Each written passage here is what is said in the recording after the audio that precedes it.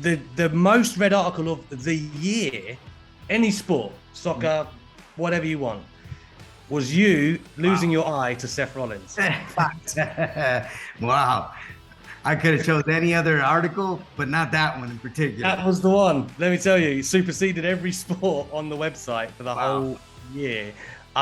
Man, like when you look back on that now, that was so wild, right? Like, was it kind of crazy to sink your teeth into something so outlandish? And like, how did it come out? In your opinion, when you look back on it, how did everyone feel after? Like Vince, the lot. Please tell me. It was crazy. Rey Mysterio in the house with us, man. What a few weeks it's been for you being able to celebrate the 20th anniversary of your debut in WWE. You've had your family with you on TV once again, but them Judgment Day people, Ray, they're not playing very nice, are they, mate? No, they like to cause trouble, and it seems like every time they do cause trouble, I'm in some sort of relationship with my family, or it started off with my son, and 2 weeks ago at the Garden, having my wife there, some close friends of mine, my daughter, it just got a little tense, and Hmm. we thought that we had taken care of everything at SummerSlam, but apparently not. Edge returns, and now it's a battle of not only with Judgment Day, but now my son and Edge having a bit of conflict there as well. It seems like a real kind of star-making time for Rhea Ripley right now, man. Isn't that kind of cool to see the ladies involved in these feuds these days? Always, always. Ever since we've seen China and the impact that she had in WWE, we've never been able to see that strong female presentation. And now I think Rhea definitely has the shoes to fill. Let's talk a little bit because about WrestleMania this year. I'm very intrigued by your WrestleMania history, and I'll dive into that a little bit in the following questions. But this year, man, I think there was a lot of people originally that were like, Rey Mysterio's a legend, and they're partnering him with Logan Paul. And there was kind of like this internet cry of like, oh, we want to see Rey have these, one-on-one classics. But then the match happens, and everyone's like, wow, Logan Paul, right? And everyone's so impressed. I was there in the crowd, man, and everybody was having a great time with that match. How Right. proud are you of seeing, first of all, being able to introduce Logan to people in a wrestling ring that way, and just how everything turned out? Because I personally thought it was great. It was very special, having a social media mogul come over from that industry and represent, his end of the bargain into the world of sports entertainment is definitely very special. Not only, to be able to do it myself, but next to my son, who also gets the rub off, Mm. from Logan Paul's fans that eventually jumped over, and hopefully, they're here to stay. His last presence at SummerSlam against The Miz, his performance was incredible. Yeah. Definitely a person that has what it takes, without a doubt, to become a superstar here in the WWE. So I'm looking forward to his progress. I'm excited to see his growth, and I hope we can once again, team up, but this time instead of opposite ends, Yeah. together. And that's cool too, because this was the first WrestleMania where you and Dom could be actually together on it, right? Because the True. year before, I believe they had you on the SmackDown before it, and then you won the titles weeks later, Right. and everyone was kind of like, oh man, that would have been great at Mania. But this obviously must have been very special to you to actually walk the aisle with your son in front of what was it, 70,000 people? Yes, 70,000, very special. Again, my wife, my daughter were there, close friends of ours were there. Definitely a very special moment. Everything that has passed in the last 2 years in connection with my son has been very special. The fact that he debuted, at a SummerSlam against Seth Rollins, was very eye-opening to me, and shocking at the same time, because I didn't think he was ready at the time, and Hmm. he proved me wrong. And not only me, I believe a lot of people that might have thought the same as I did. He definitely stepped up and has been stepping up.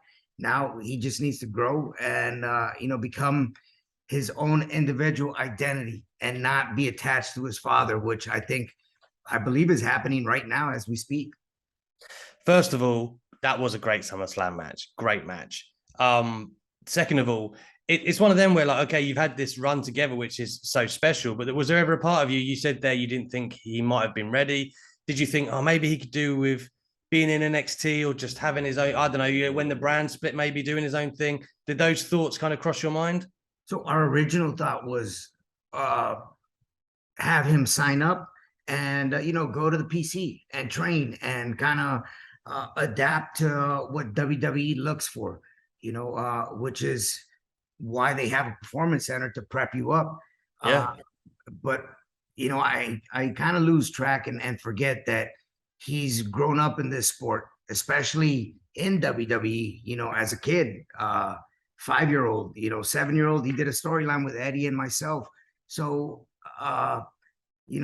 deep in the back of his mind, he's already grown with this knowledge of how to do this, and he has great instinct, when he's in the ring. So, but that was the original idea. Let's sign him up and get him in the performance center to start training and prep him up for eventually one day to step in the ring. But that happened so fast, and his evolution has happened in the last 2 years. So, again, I'm happy. I keep pushing him as his father and as his friend. I keep telling him, you got to work harder and you got to stay on top of things. Don't get comfortable.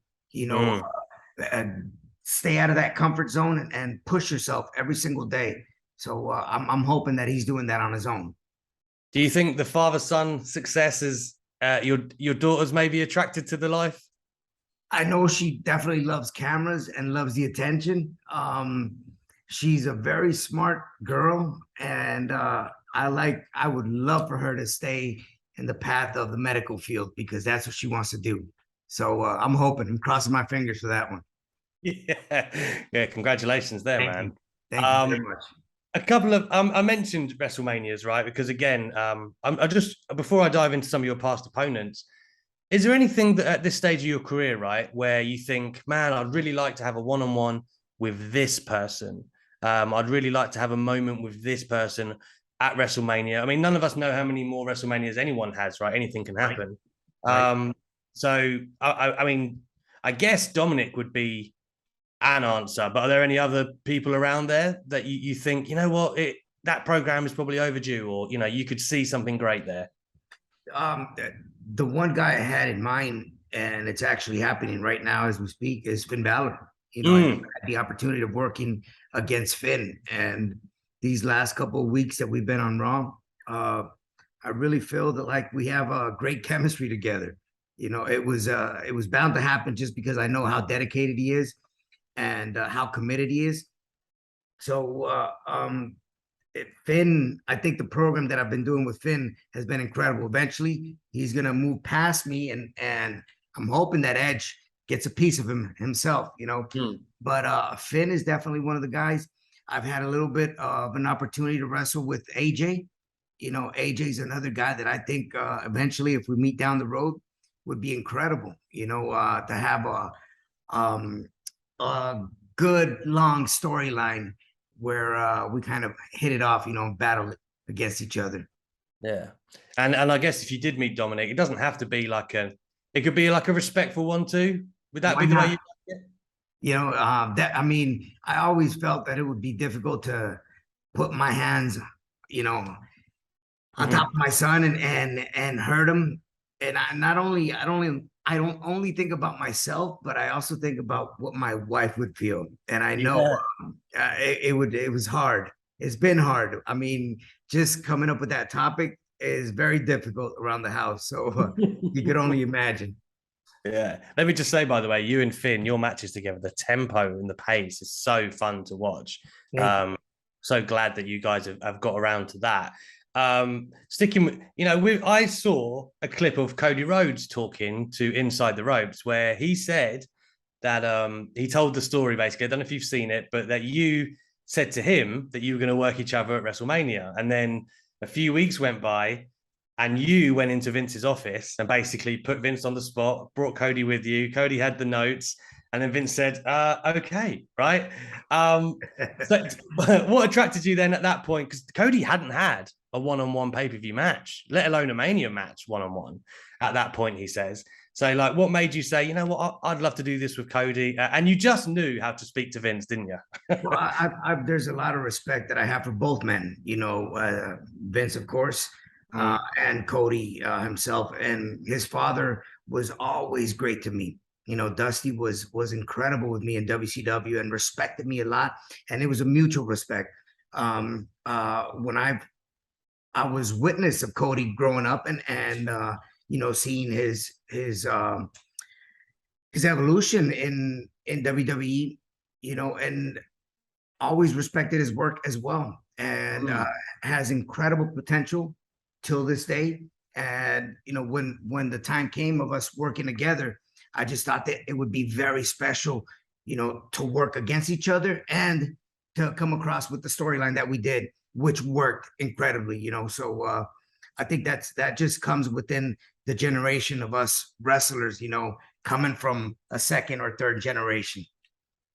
Yeah, absolutely. I mean, another WrestleMania I want to talk about is Samoa Joe, because it was over so quick, Ray. Like, I know it was a long card, man. I understand these things, but like, it wasn't even a minute. How long out did you guys know it was only going to be a short one? A match before we went out.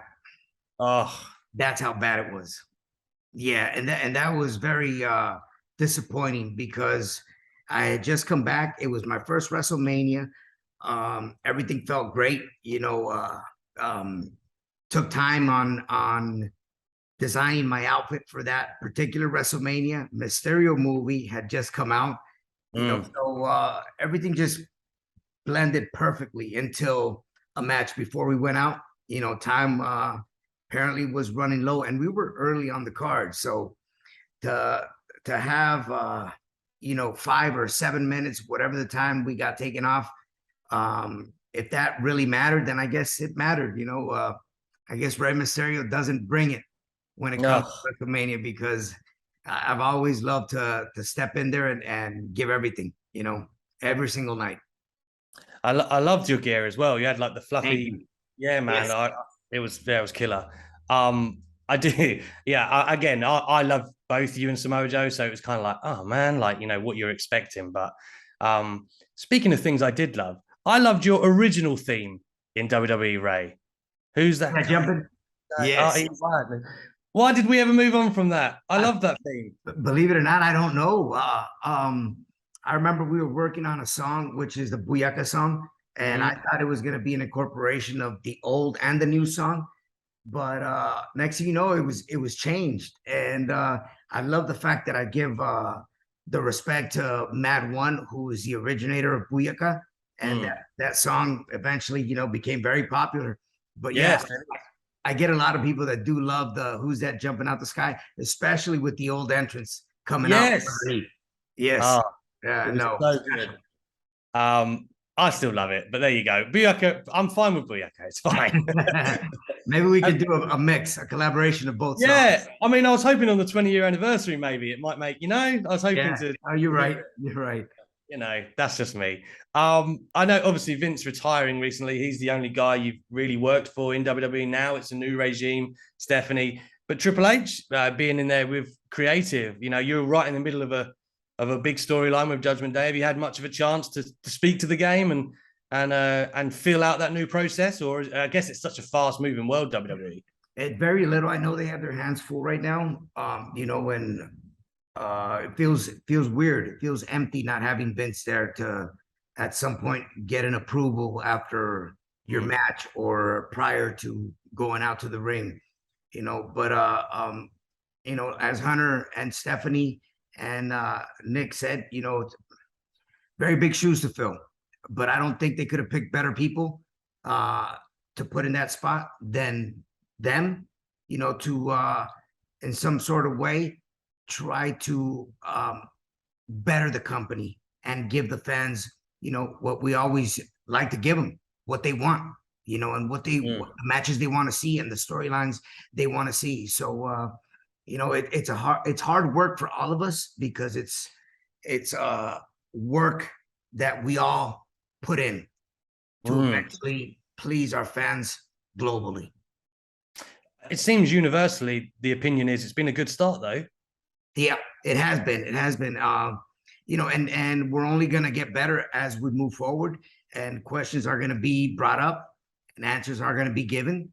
You know, but in the meantime, I think you know, you can start seeing the changes and the improvements on certain details within the show that I think again are only going to get better within time.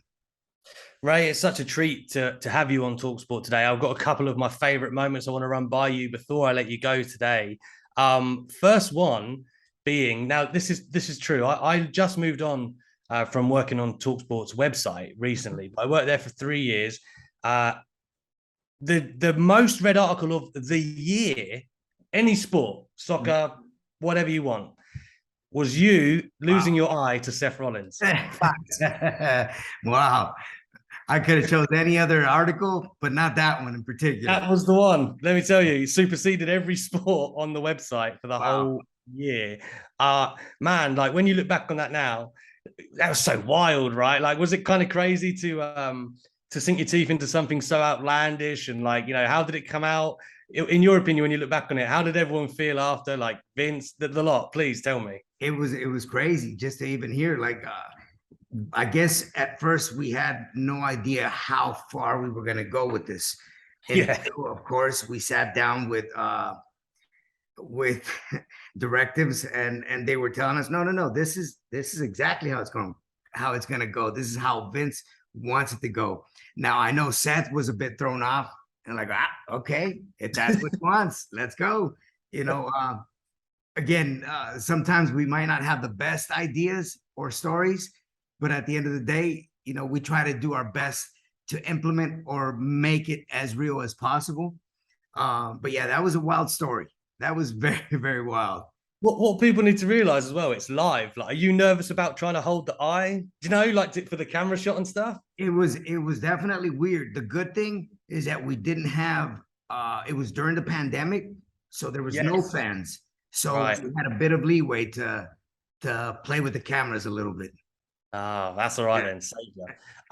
Another favorite of mine is you shaving CM Punk's head. I want to say this is 2010. Yeah, I still have some of his hair in a little Ziploc bag with the date, and that's what we do. That's what we do in Lucha Libre. When you have a mask versus mask, if you win and you take your opponent's mask, then you keep it as a trophy. If you have a mask versus hair or a hair versus hair match, and you happen to win, I learned this from my uncle, and just from growing up in Lucha Libre. My uncle would collect the hair of his opponent and put in a little baggie, date it, put the name of the opponent, where it was at, and it's kind of like a souvenir, a trophy. So I do have CM Punk's hair in a little Ziploc bag. Where do you have it? Is it just? You should frame that. It's in one of my photo albums. Oh, yeah. Can you remember what Punk was like before and after the haircut thing? Because sometimes I remember there's a story of when Vince got his hair shaved and he was saying, "Oh, don't do it like this, don't do it like this." Was it all good? He was cool. He was cool. You know, I've always had still to this day, have a great relationship with Phil. You know, Punk is a great guy, despite his problems with WWE. You know, but we have always got along. And during that time, he let me be me. You know, I was always very careful though with him. I take it was his idea then for you to take his. Yes, it was. Yes, I imagine. The other thing I love, man, was the tribute match to Eddie with HBK. You know, Rey Mysterio HBK is wow on paper anyway, right? Like so many emotions going into that though. But was that about as a fitting tribute as you could have thought of? Like, you know, how did it feel to do that at that moment?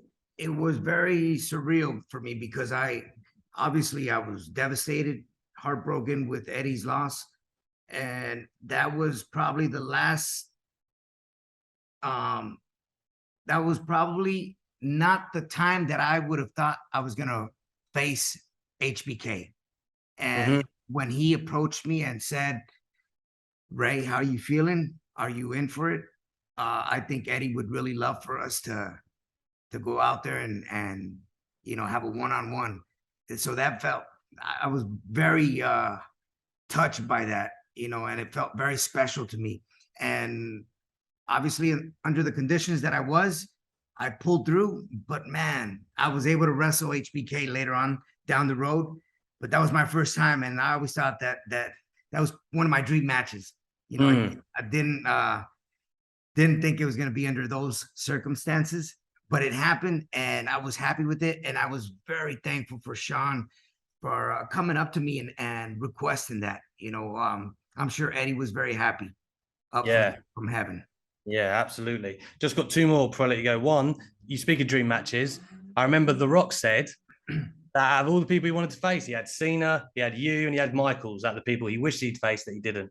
There is a rumor out there that when before the match with Goldberg was going to happen, when Goldberg came into the company, that The Rock had actually said he would have liked that to have been you. But of course, Goldberg ended up coming in, and we know what happened.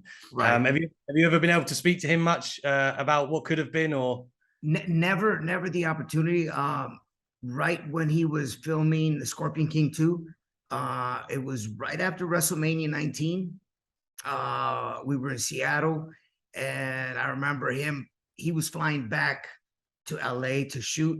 We had just finished doing, I believe, a SmackDown, and he offered me and Chavo at the time to fly back with them. So I remember flying back with him, and he was, man, such an incredible human being. Still to this day, very, very humble, feet flat and firm on the ground, and we never had an opportunity to speak about that particular moment, but he did mention to me that he was always a fan watching us on WCW, and would always tune in every time me or Juventud or Psychosis were on TV to see what we were going to do that night. So, yeah, it would have been special, though. That's so cool, man. Yeah. I mean, he was huge. He's obviously the biggest star in the world, but he was huge around the early 2000s, man. Imagine you two. It would have been incredible. We spoke a lot about WrestleMania today. It's worth noting that WrestleMania 39 tickets are on sale for fans that want to make their way to Hollywood next year. But I'm from the UK. I'm thinking of Clash of the Castle, Ray. Are we going to have the privilege of you being in Cardiff? Well, of course I am. I'm definitely going to be there without a doubt. What are you hoping to do there? We have 2 weeks left in for Raw. I got to go settle some things next week when I head back to the U.S. We are in Washington, D.C. next Monday, and we have a score to settle. I know I'm going to be there. I know Edge is going to be there. I know Priest is going to be there. Finn as well. And I know Dominic is a bit hurt right now. I'm hoping that he can show up and, we can squash this beef that's been going on with Edge and Dominic. I personally haven't been able to talk to my son, which I am going to do as soon as I get back home. And he needs to make things right with Edge because, again, I've known Edge for a very long time. And that whole scenario that went down this past Monday was shocking to me. Absolutely. But I hope to see all of you settling the score in Cardiff, of course, the first weekend of September, man. First UK stadium show in 30 years. I can't wait. 92? SummerSlam? 92. Wow. That's special. I remember watching that on TV. So, really? Yeah, I mean, to have... Did you start what, 88? Did you start? I started in 88, yes. Yeah. 92, I was living in Mexico during that time. So I can't believe 30 years have gone by.